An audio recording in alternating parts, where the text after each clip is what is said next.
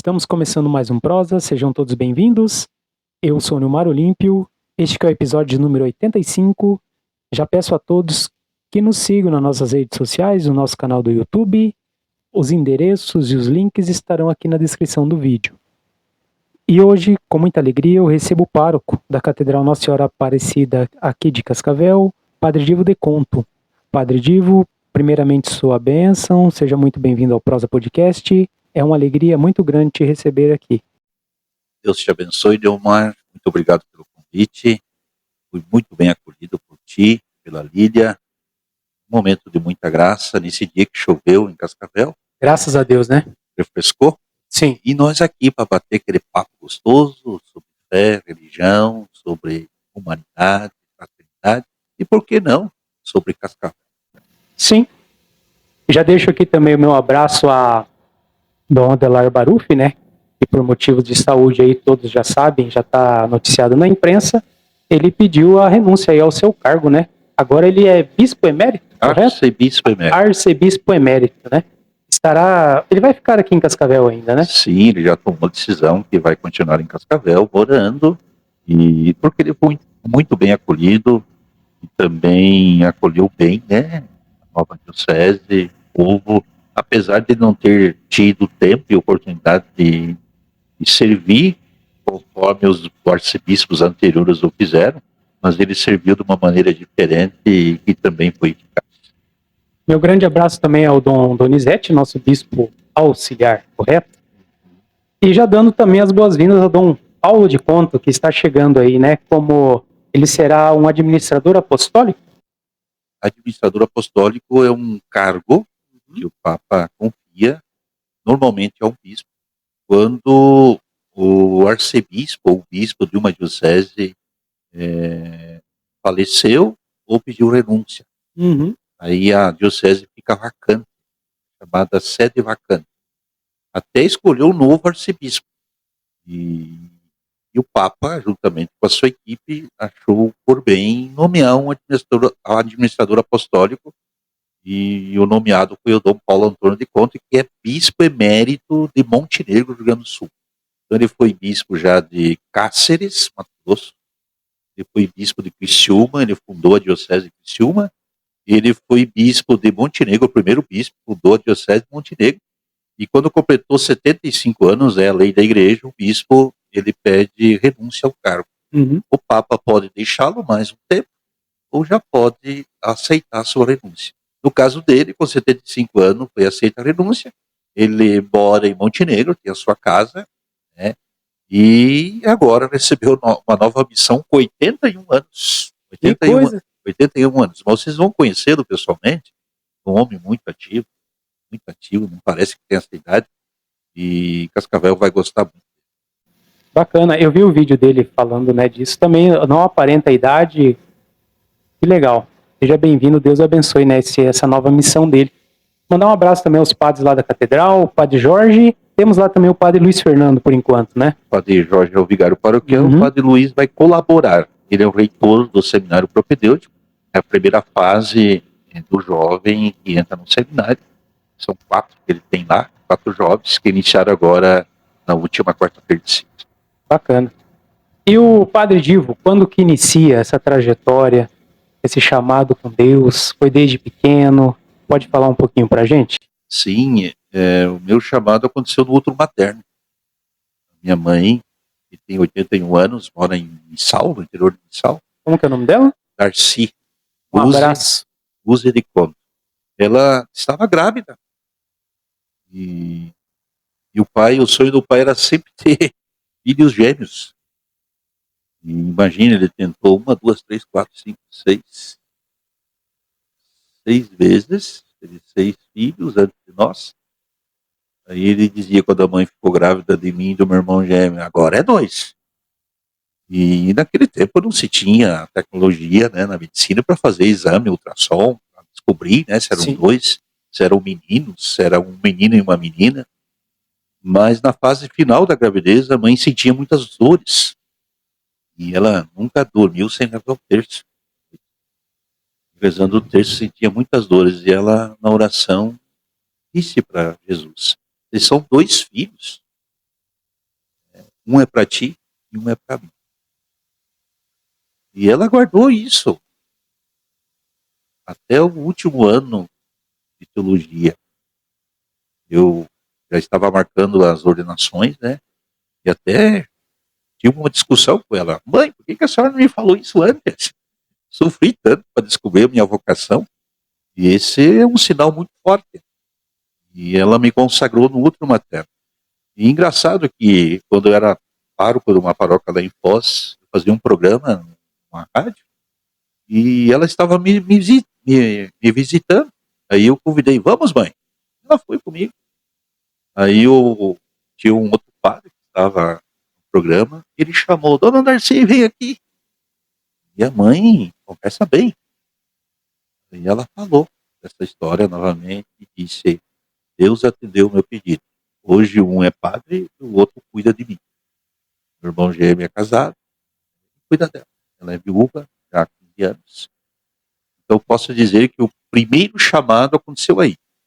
Nasci, como qualquer criança, com os irmãos, com a família. Eu lembro que eu acompanhava o pai na roça. O pai sempre foi um homem trabalhador, plantava fumo, plantava algodão, plantava milho, feijão. E em um período de vários anos ele plantou fumo. E vinha um instrutor da Souza Cruz, na cidade. Ele, uma vez por mês ele ia lá ver a lavoura, acompanhar, dar as dicas. E ele pegou amizade comigo. Eu acompanhava o pai. Um dia ele perguntou para mim, o que você quer ser no futuro? Eu devia ter uns 7, 8 anos. Eu falei, eu quero ser padre ou médico. Aí ele olhou para mim, você sabia que todo padre é... E aquilo me assustou. Eu fiquei dos 7, 8 anos até os 11 sem mencionar o desejo de ser padre por causa daquela brincadeira. Aí com 11 anos eu ajudava na igreja. Já fazia as preces, né, na hora da missa.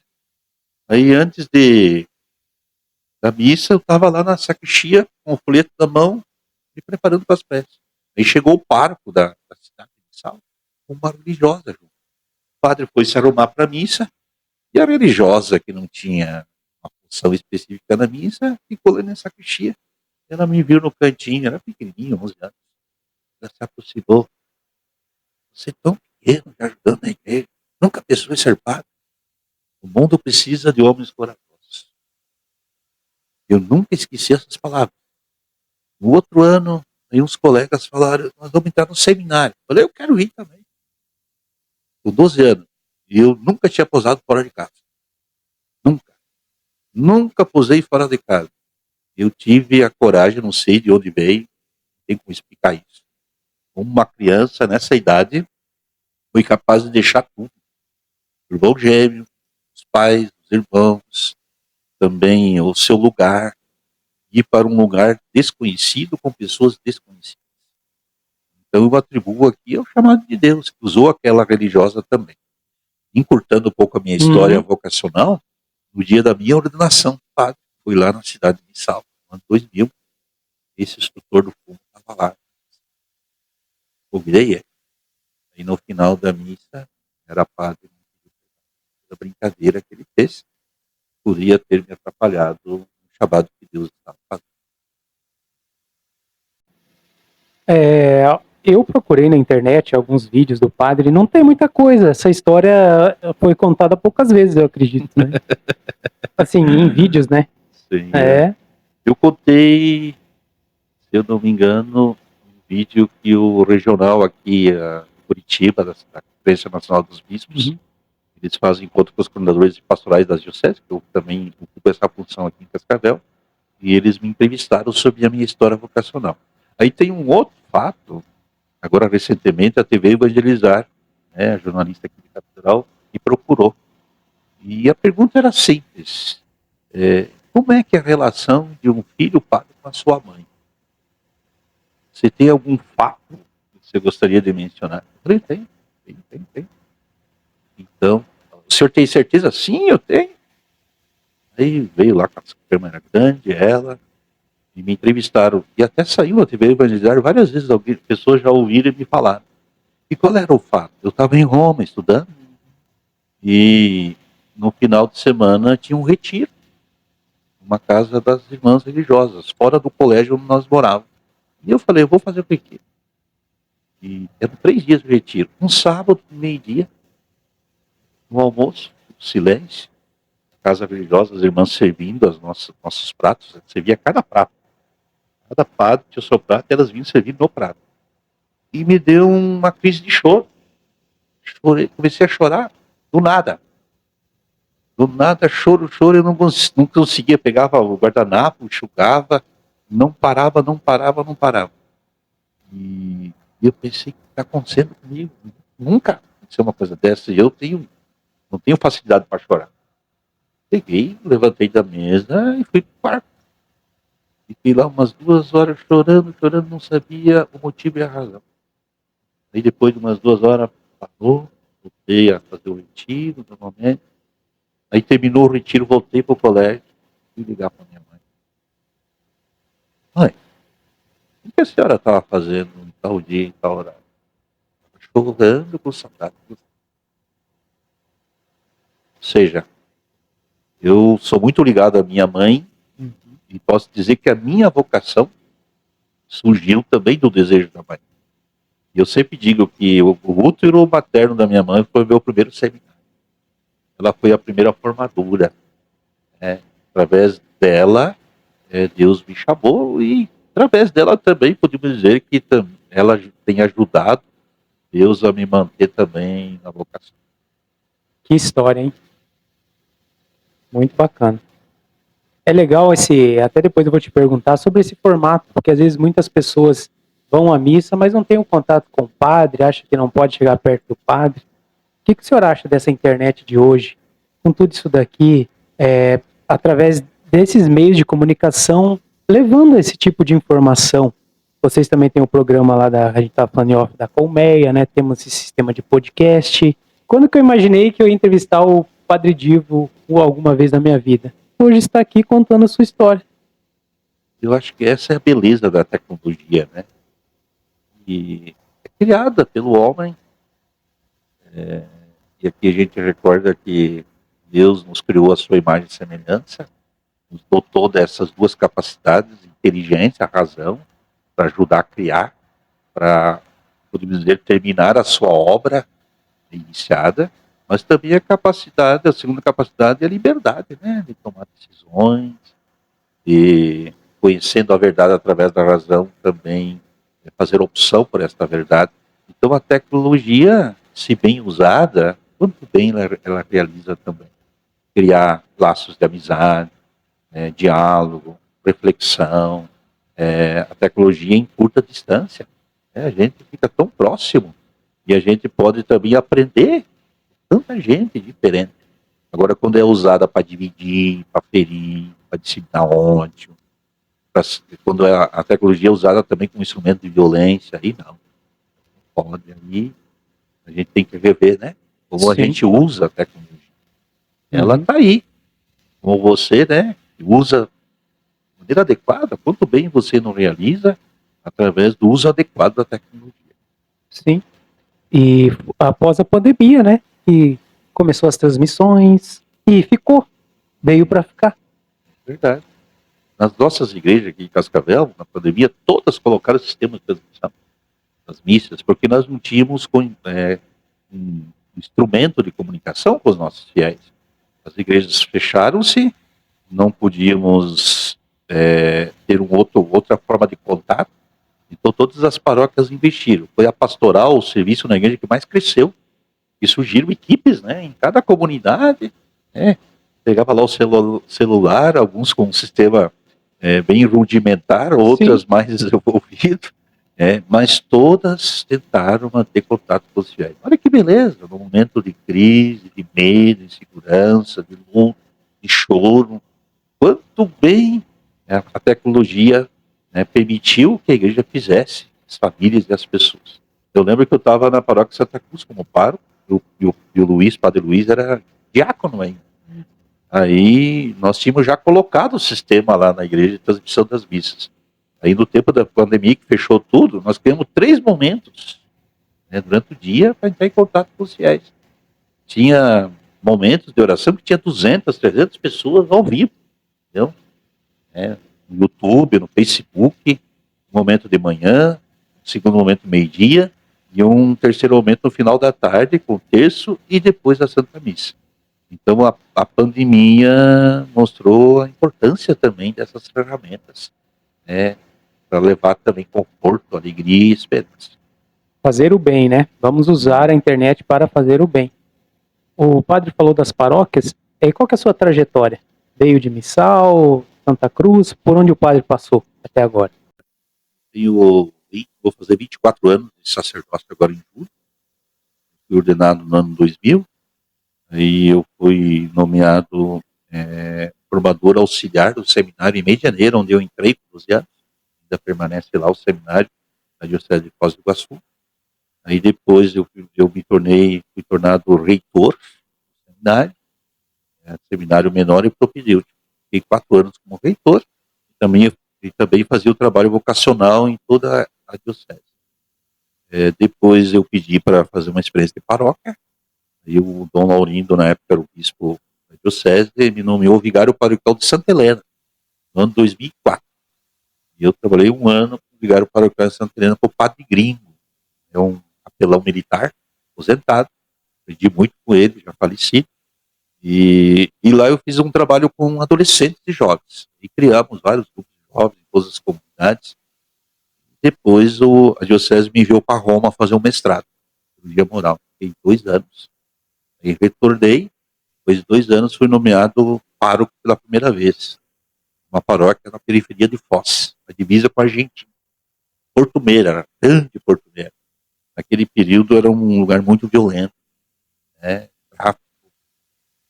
Essa era uma dor muito grande e as famílias tinham filhos que se envolviam, né, com drogas, mas também filhos que se tornavam traficantes.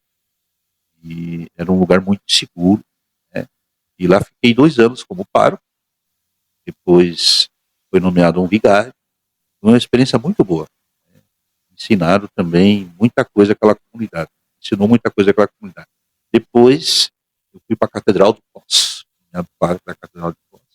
Estava começando a construção. Agora, recentemente, estive lá na inauguração da nova catedral, que se tornou um monumento muito grande da cidade.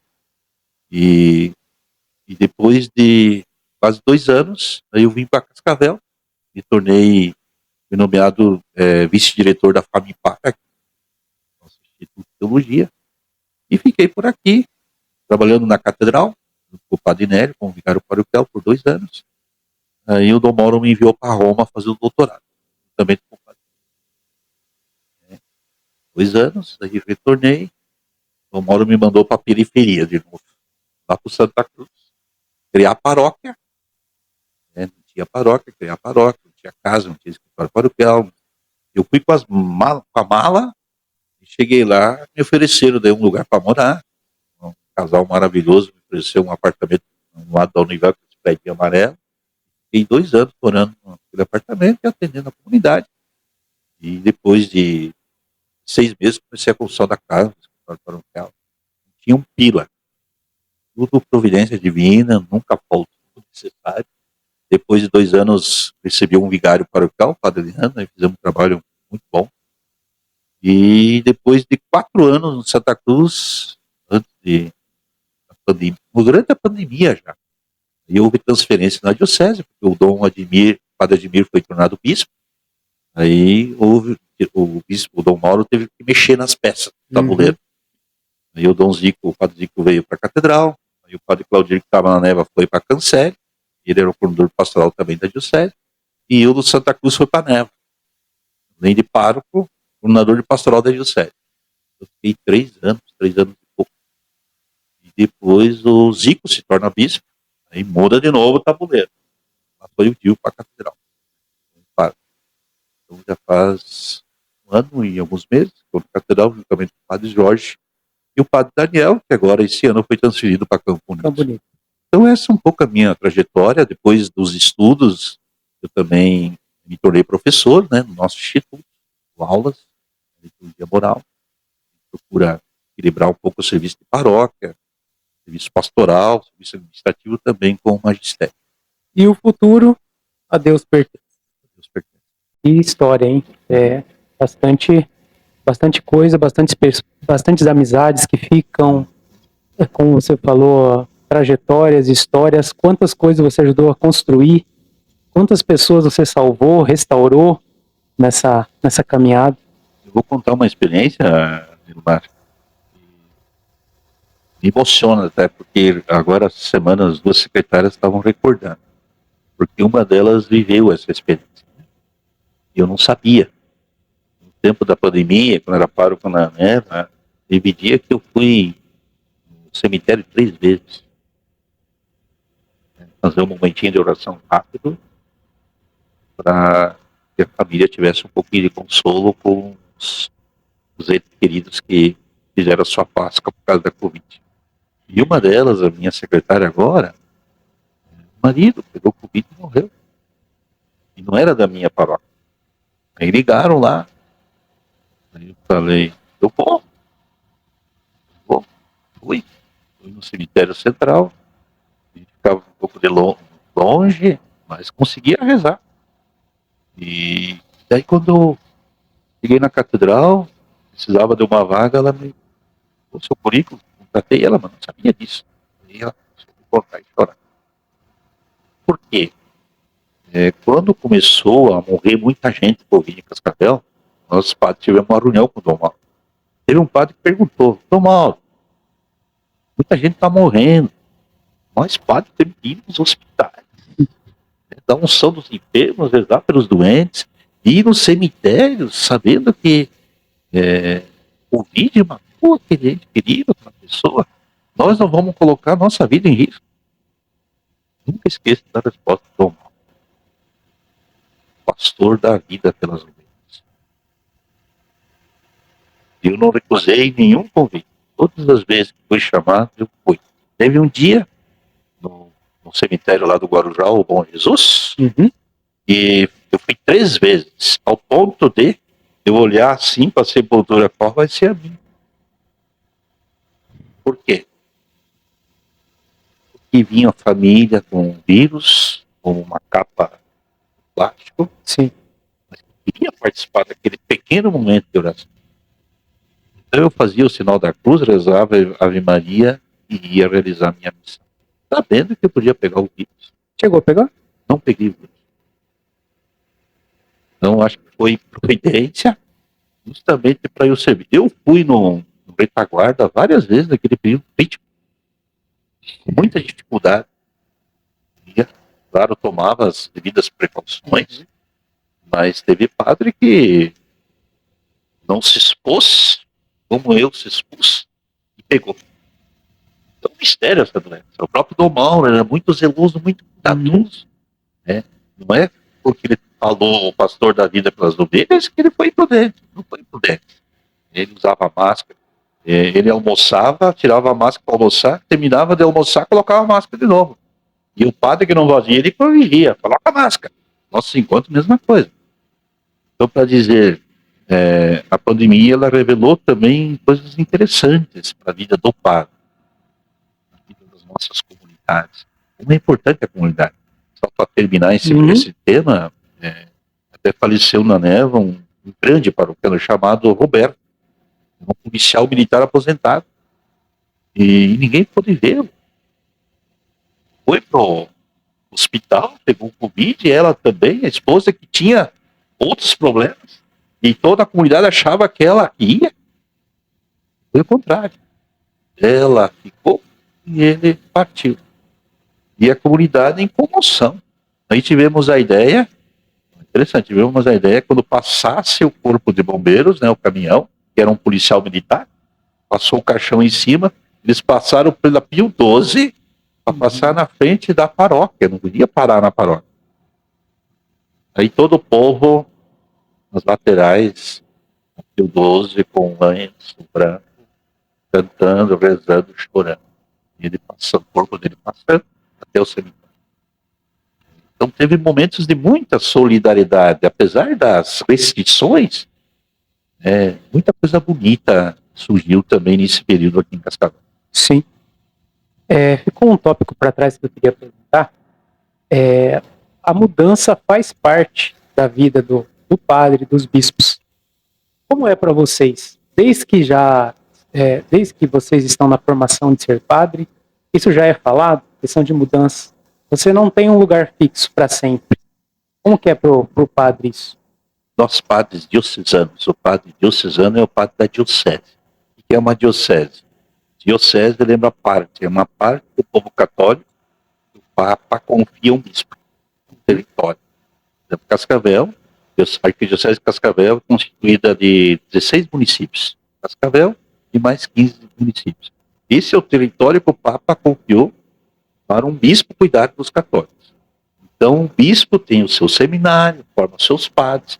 Então, o padre pertence, nós padres pertencemos à diocese. Mas também na igreja tem as congregações religiosas. Agora tem as novas comunidades, né, que é o caso da Fraternidade do Caminho, que estão ligadas a um carisma, a um fundador. Então, as congregações de novas comunidades, elas têm uma natureza mais missionária.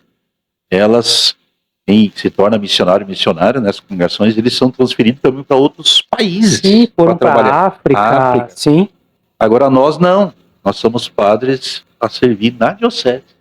Só saímos para estudar, para fazer uma experiência breve e retorna. Então, nós sofremos menos mudança. Porque o tipo sai do Santa Cruz, vem para a Neva. Saiu da Neva, vem para a Catedral.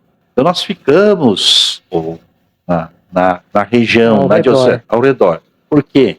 Nosso carisma é do bom pastor. O bom pastor não se afasta das ovelhas. Entendeu? O carisma nosso é cuidar das ovelhas como Jesus, o bom pastor, ajudando o bispo a fazê-lo. E a diocese, que é uma porção que o Papa confia um bispo, é dividida também em paróquias. E cada paróquia tem um território. O bispo confia um padre, um pároco. Por exemplo, a catedral tem um território específico, está sob a minha responsabilidade. Santa Cruz é um território, está sob a responsabilidade do padre Lucas. Cancere é um território, está sob a responsabilidade do padre Claudir. É como um município em relação a outro. Ninguém pode interferir nesse território. A gente dialoga, questão de encaminhamento de sacramentos, mas quem responde por aquele território, pelos católicos daquele território, é o pároco nomeado pelo bispo. Então o nosso carisma, mesmo tendo essas mudanças, não é tanto como quem faz parte de uma congregação religiosa. É um exemplo Dom Zico, né? Cascavel, aí foi para outra. Aí sim, aí foi para outra diocese. Aí a igreja chamou ele para ser bispo, né? Então é um chamado muito mais exigente, no sentido assim, de renúncia, a renúncia da família. Antes ele tinha um pai, quando ele era pároco da Cancere, ele só abria a porta da igreja lá e ele gritava pro pai, prepara aí a janta. Aí o pai já preparava, porque ficava pertinho. Sim. Agora não, os contatos, a vinda para cá diminui, porque ele assumiu uma outra diocese, uma outra missão. Não é fácil não, né? E engraçado também, Gilmar, que quanto mais você vai envelhecendo, mais Deus vai também. Até o ponto de a gente chegar a dizer que estamos vivendo aquilo que viveram os apóstolos, discípulos de Jesus, seja um comprometimento total. A gente começa a imaginar não só o Dom Zico, mas o Dom Peruzzi, o daqui, o Dom Nélio, o Dimir, tantos outros, nas diversas congregações religiosas, depois de uma certa idade, vão percebendo que Deus vai tomando, praticando só Deus. O Padre Divo, quem conhece, sabe, é um padre mais aberto, fala de tudo.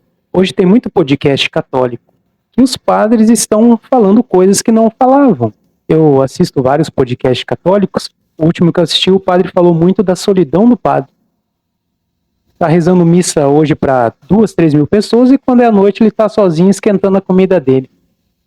Como que é essa parte da solidão do padre? Foi o que você falou agora, né? Cada vez vai ficando mais velho, Deus vai... Eu acho que depende de cada um. Sim. a forma como cada um também enfrenta a solidão. E claro que um padre novo, ele vai sentir mais. Sim. Agora um padre que tem 25, 30 anos, ele já aprendeu a viver só. Eu lembro daquele ator da Globo, Paulo Altran. Tem Paulo Altran. Isso, bem antigo. Já falecido. Já. Perguntaram, acho que numa entrevista perguntaram para ele, o senhor vive sozinho? Sim. Como é que é viver a solidão? Ele respondeu, eu aprendi a viver na solidão quando eu me dei conta que eu seria a minha melhor companhia. E é verdade. Você atinge uma maturidade humana quando se é capaz de viver só também. Mesmo no casamento.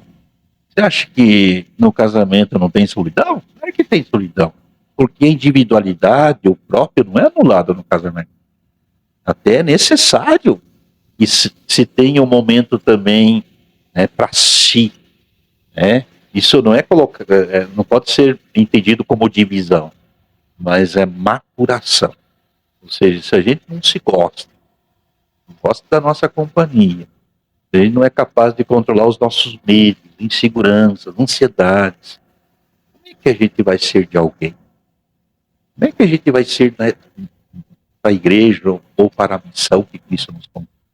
Mas isso é processo. Né? Que nem eu falei, você não vai exigir uma maturidade dessa um padre que está começando, né? Mas num padre que tem 25, 30 anos, deveria ter amadurecido, né? Ao ponto de saber lidar com isso. Eu gosto também dos momentos de solidão. Por exemplo, eu trabalho o dia inteiro. Vê gente o dia inteiro. Chega à noite e eu quero um sossego, meu cantinho. Eu quero lá esquentar minha boia, né? Quero lá fazer o deito na cama, não penso em nada. Tanta informação, me desligo. Né? E o nosso trabalho, como o trabalho às vezes do médico, do professor, do psicólogo, e é muito exigente, porque ninguém chega pra gente dizer, ó, ninguém chega te trazendo uma boa notícia. Sempre vem problema. Né? Para você ouvir, para você discernir, para você orientar. Né? Então a gente tem que ter também esse discernimento, de dizer, olha, aqui eu posso ajudar, nisso que eu posso ajudar. E a gente entrega o restante para Deus, reza, coloca para Deus e bola para frente. E amanhã, ó, começa tudo de novo. E eu quero chegar no meu quarto, deitar na minha cama, né, fazer a minha oração e dormir sossegadamente. Né? Graças a Deus eu tenho facilidade para dormir. Cada um é um. Essa pergunta é uma pergunta chave, essa que você faz, porque se o padre não sabe viver sozinho, se o padre não sabe viver em comunidade, se o padre não se realiza na comunidade, isso tudo contribui para ele ter problemas. E até temos situações no Brasil aí de padres que cometeram até suicídio. Sim. Né? Então, problemas que não foram resolvidos, quem sabe lá, ainda na família, foi para o seminário, não se abriu. Né? Por mais que a igreja investe na formação, se a pessoa não se abre, não procura ajuda, tem como a igreja ajudar verdadeiramente. Isso até serve de recado para, às vezes, um jovem que está nos assistindo e está tendo esse chamado de Deus, pensa em ser padre. Que ele atente a esses detalhes, como você falou, né? Nós temos uma nova geração que está entrando. Aí eu já emendo a pergunta, estamos servidos, pelo menos aqui na nossa arquidiocese, de meninos que estão sendo chamados por Deus? Estamos bem servidos nessa parte? Eu acho que nós somos gratos por aquilo que temos.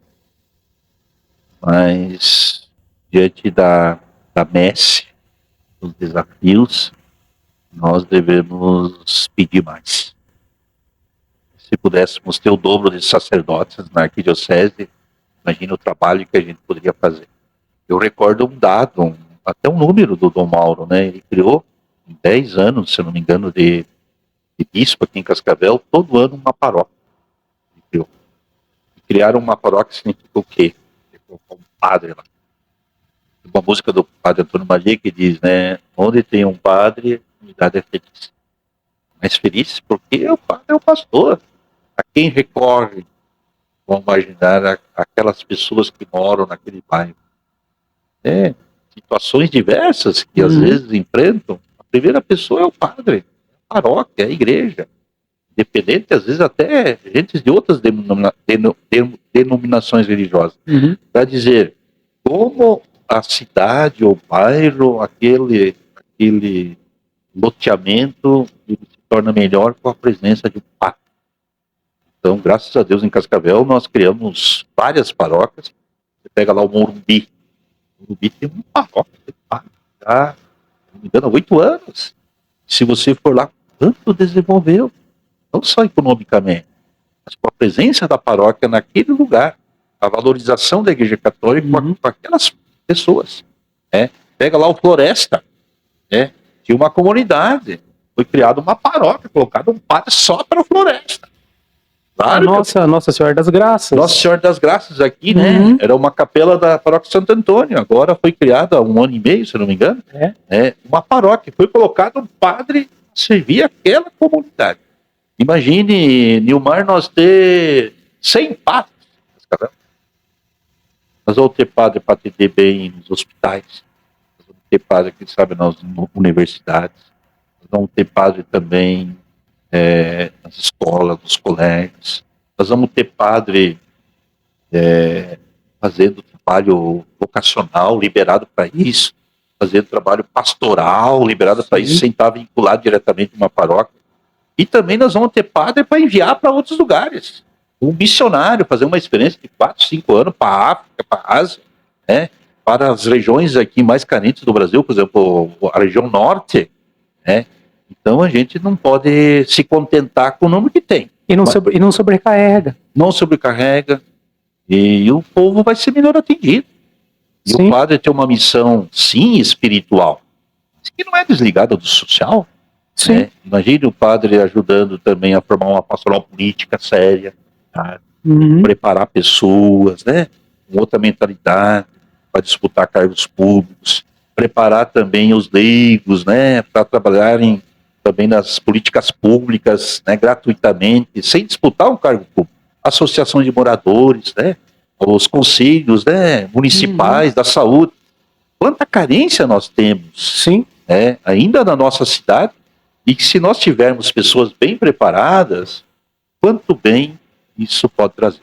Como o padre falou, ainda somos bem servidos, até salientar a importância dos voluntários na igreja, Você vê a catedral? Questão de ministros, Ministério de Música, as pastorais, quanta gente envolvida. Eu estive ajudando na Corrida da Fé com a Elisete, e nós fomos naquele almoço de confraternização e agradecimento. Quanta gente deu? Tinha quantas pessoas lá dentro? Mais de quase mil pessoas. Voluntários. E puderam estar, mas voluntários só na festa da catedral passa de 1.000. Nas atividades ordinárias, dia a dia na catedral, é muita gente. Nós temos 80 catequistas. Como se você me perguntasse, quantos professores você tem lá na catedral? Nós temos 80. Nós temos mais de 1.000 crianças catequeses na catedral. Entendeu? Nas diversas etapas, agora nós começamos um trabalho novo de acompanhar as crianças de 4 anos até os 7. Porque há um vácuo aí do acompanhamento da igreja. Só entra na catequese com 8 anos completos. Então nós percebemos que nós precisamos acompanhar esses pequeninos. Também, não só batizar, fazer a preparação do batismo. E depois, qual é o acompanhamento que nós damos? Essa é a pergunta que a Igreja do Brasil se fez. Então, nós criamos agora a infância missionária, que está sendo criada em toda a diocese. Ministros, você falou dos ministros na catedral, nós temos 80 ministros. Agora vai ter formação em março, a primeira, para novos ministros. Hoje já liguei para vários, convidando para ser ministro. E a surpresa é maravilhosa. Alguns choram, alguns não conseguem falar quando recebem o convite, E receber a ligação do pároco, da catedral, olha, eu estou te convidando para ser ministro, porque algumas pessoas da comunidade têm indicado. Alegria, de poder dizer, vou servir também desta forma, desta maneira. Mas as pastorais, imagine quanto de serviço pastorais tem dentro da igreja. Só que precisamos de mais gente. Sempre mais. Sempre mais. Padre, vamos falar um pouquinho, estamos aí numa época propícia, até por isso eu te convidei também. Estamos na quaresma, né? Ciclo quaresmal. Eu vou falando, o padre vai me ajudando aí, né? É uma época aí de, todos falam, exame de consciência para sermos pessoas melhores. Mas qual que seria o verdadeiro significado da quaresma? Pode nos explicar? É muito simples. A quaresma é o tempo da gente colocar Deus no centro. E no cotidiano da vida, às vezes até de maneira inconsciente, não refletida, nós vamos fazendo opções e relativizando a importância de Deus na nossa vida e na vida da nossa família. Vamos fazendo opções pelas coisas, por projetos pessoais, profissionais, até familiares, e Deus fica lá em segundo, terceiro e quarto plano. Então a quaresma nos faz parar.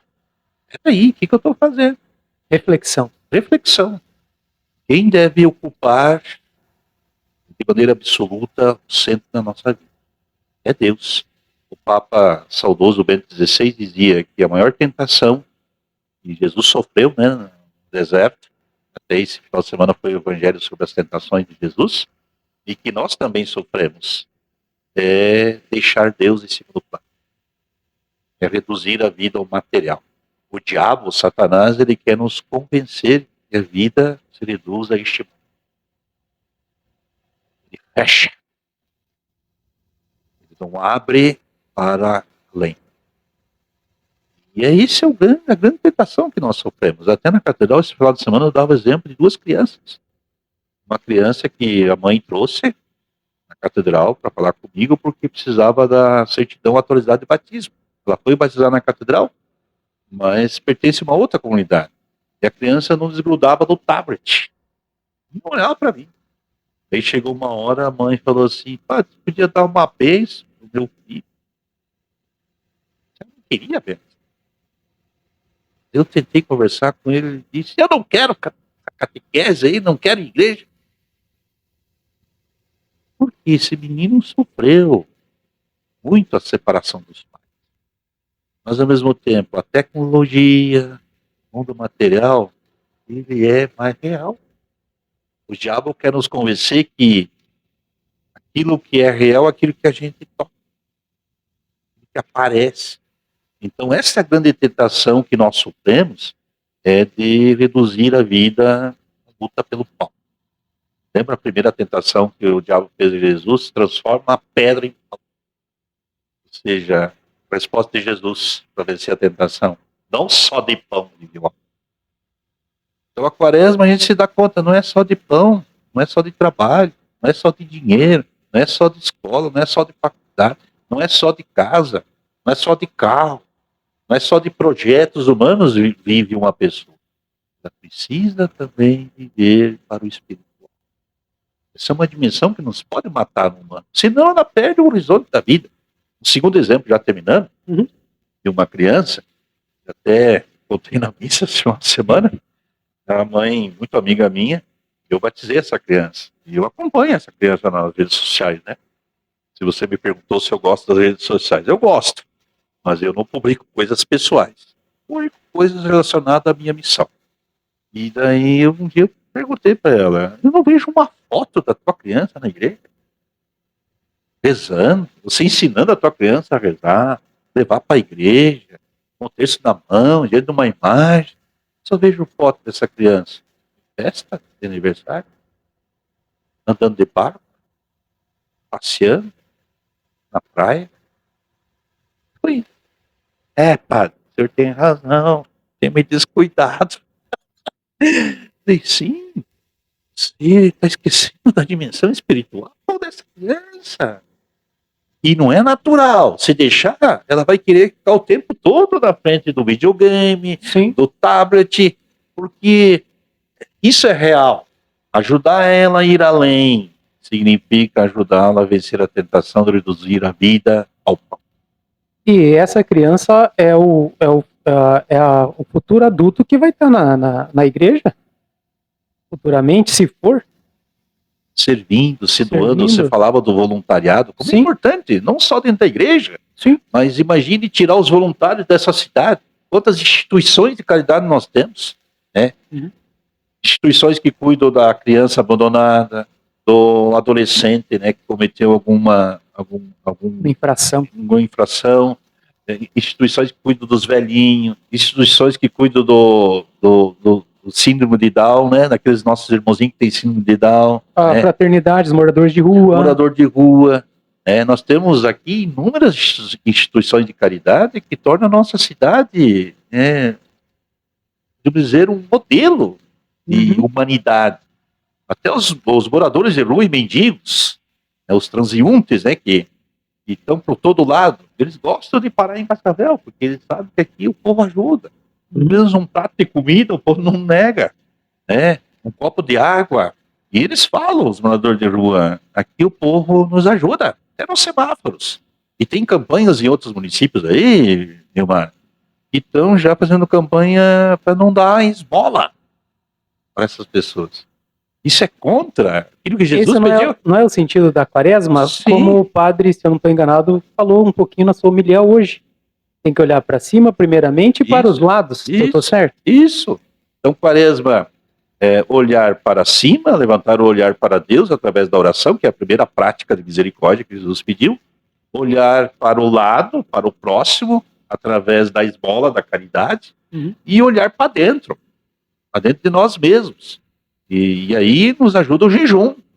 E a gente também ter controle sobre as coisas, que elas não nos dominem. Então são 3 olhares importantes, e esse segundo, até eu falava na missa hoje, né? Tem cidades aí de católicos propondo, indo contra o evangelho, a palavra de Deus, entendeu?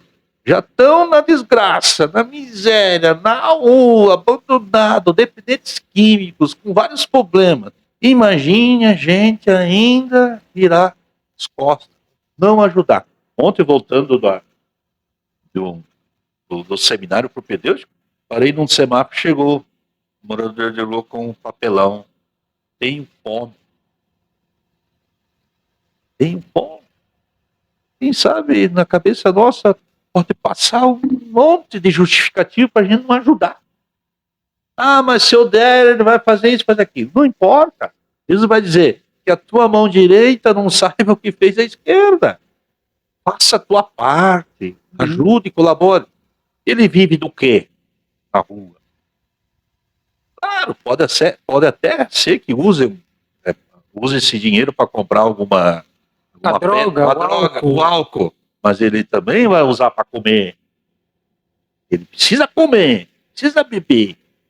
Ele tem essas necessidades básicas. Ele não só usa por vício. Precisa comer, precisa beber. Claro que a solução para essa situação exigiria outros tipos de ações. Mas a ação imediata é da esmola, não virar as costas, né? Para quem precisa. E paralelo à quaresma, temos aí, já comemorando 60 anos, né, a campanha da fraternidade, né? Lá o lema é amizade social, né? Fraternidade e amizade social, que é o que a gente acabou de falar. Isso é interessante, até o cartaz, um dos mais belos, eu acho. Foi muito bonito. Das últimas campanhas, né? No centro, uma mulher grávida, no centro está a vida, né? Amizade social significa colocar no centro a vida, uma mulher grávida, e também rostos diversos, diferentes. Nós temos aqui 2 pessoas afrodescendentes, nós temos uma descendente europeia, né? Que nem a Lídia, né? Nós temos aqui uma indígena, nós temos aqui um idoso, nós temos aqui um adulto, nós temos também um cadeirante, nós temos o Papa de Bengalinha, para dizer que é também idoso, e na cruz dele é a cruz réplica do Dom Helder Câmara, que foi um dos idealizadores da campanha, 60 anos, né? Que completa em 2024. A mesa, sinal de fartura, são alimentos lá do Mediterrâneo, do Oriente Médio, né? E tem até um cãozinho, né? Um animal. Então essa amizade social, sem dúvida alguma, ela se dá entre as pessoas, mas também com toda a criação. Não exclui a criação. Você não pode ver, por exemplo, a criação como inimiga. Eu sempre digo Nilmar, quando aparece lá na tua casa uma corrente de formigas passando, né? Qual é a tua atitude? A maioria quer matar. Passar veneno, tirar. Perfeito. Uma cultura de morte, de inimizade com a criação. E um ser indefeso. Mas ela tem uma missão ali, fazendo aquilo ali. E ela está indo procurar o quê? Teu dinheiro? Tuas joias? Ela quer levar a tua televisão? Quer levar a tua esposa? Ela só quer levar aquela folhinha que eles pegam e... Normalmente está indo buscar comida. Comida! A barata, por exemplo, agora eu vou mexer com as mulheres, né? Não é diferente. Nos ensinaram que a barata é um ser sujo. Nojento. Nojento. Porque está aonde a barata, normalmente? Buscando comida. Naquele local que nós enchemos. Ai, se eu ver uma barata de desespero. Olha como é irracional. Às vezes as nossas atitudes com a criação. Veneno, aí passam formiga. Eu aprendi com uma mulher aqui da catedral. Um dia falou para mim, padre, eu limpo todo sábado a minha área. E todo sábado quase aparecem formigas passando. Eu interrompo o meu trabalho de limpeza enquanto elas estão. Que consciência que aqueles seres são amigos. Eles não foram criados sem um sentido. Você falava muito bem. Sem um sentido, sem um significado. Tudo que Deus criou tem uma função. Por isso que o Papa insiste muito numa ecologia integral. O que é uma ecologia integral? É uma teia, todo mundo está ligado. Tem aquele ditado, né, padre? Não tem uma folha que não caia se não for a vontade de Deus. Perfeito.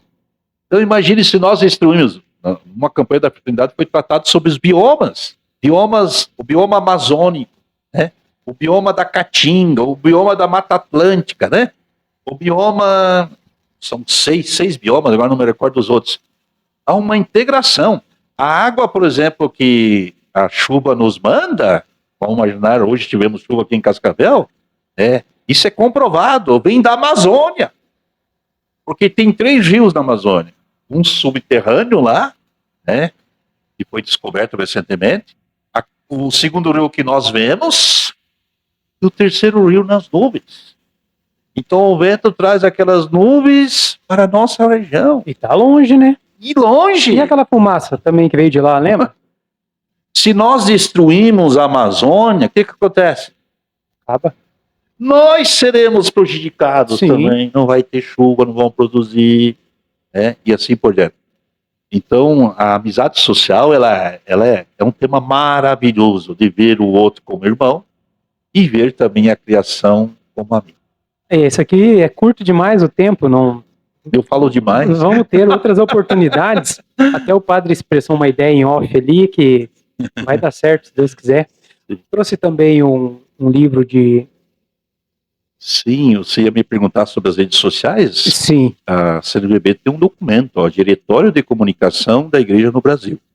Então, como deve ser a comunicação e evangelização através das mídias, da internet, das redes sociais, né? Sim. Então tem dicas muito interessantes. Aqui a igreja lembra que nunca as mídias sociais substituem a paróquia, a comunidade. Sim. Na evangelização. Ela ajuda, colabora, mas não pode substituir.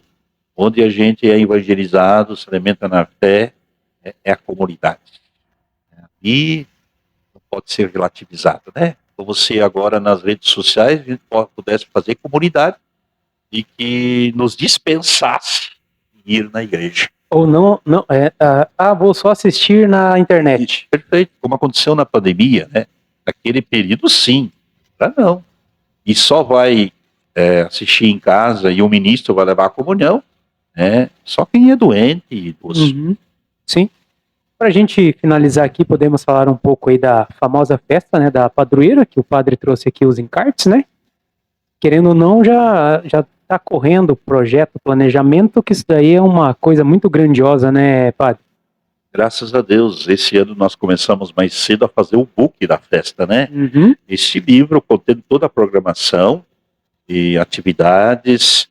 Nós também oferecemos às empresas, né, cotas de patrocínio. Sim. E também os benefícios que esta empresa recebe, que a gente gosta de valorizar também os nossos parceiros, divulgar. E, sobretudo, né, além da festa religiosa, com a vinda da imagem, de helicóptero, de Aparecida, Uhum. vem de ônibus até Cascavel, e de Cascavel a gente coloca no helicóptero e descemos no último ano, né, com a imagem de helicóptero no Colégio Marista, e do Colégio Marista até a Catedral em procissão. Um dia muito bonito. Temos a novena, que foi um sucesso ano passado, fizemos em todos os horários, né? São 4 horários diários de novena, todos os horários lotados, né? Foi uma benção. No dia de Nossa Senhora Aparecida, nós tivemos 7 horários de missa, todos lotados. Então, só no dia de Nossa Senhora Aparecida, nós tivemos mais de 20 mil pessoas rezando na catedral. E a festa gastronômica, que é um sucesso já, né? Nós tivemos aqui, temos até dados da última festa, que aparece no nosso book. Deixa eu pegar aqui, deve aparecer aqui. Olha aqui, ó, média de vendas, né? 33 mil pães de Nossa Senhora foram vendidos no ano passado. 3.500 hambúrgueres de Nossa Senhora. O hambúrguer estava bom, macarrão. 4.200 porções de risoto, 4.800 porção de macarrão, 13.600 frango com polenta, né, porções, 1.155 cucas, e assim vai, né? Assim vai. Então temos os dados aí do ano passado, temos a Corrida da Fé, que foi... Isso que eu ia falar, junto à festa, agora vamos para a terceira edição da Corrida da Fé. E o padre correu? Eu caminhei 2 passos lá, tá bom. Mas estava dando... Você deu a benção, eu estava na frente, me molhou aqui, ó. Eu te vi. Sim. E esse ano, então, nós abrimos 2.000 inscrições, né? Ano passado limitamos e tivemos que aumentar mais 200 na última hora. Com todo respeito a todas as corridas aqui de Cascavel, fomos a maior. Então, esse ano, 2.000 vagas. Nós teremos também, como foi ano passado, a segunda motociata da Fé. Uhum. Nós organizamos melhor ano passado, já deu quase 500 motociclistas. Esse ano nós queremos ir aumentando o número de adesão. Então a festa está sendo colocada cada vez aí. Cresce mais, né? E contrapartida, um fato legal que eu vi aqui, foi plantado árvores lá, pela Corrida da Fé, né? Foram replantadas várias árvores. Por cada atleta tinha uma árvore, se eu não estou enganado. Perfeito.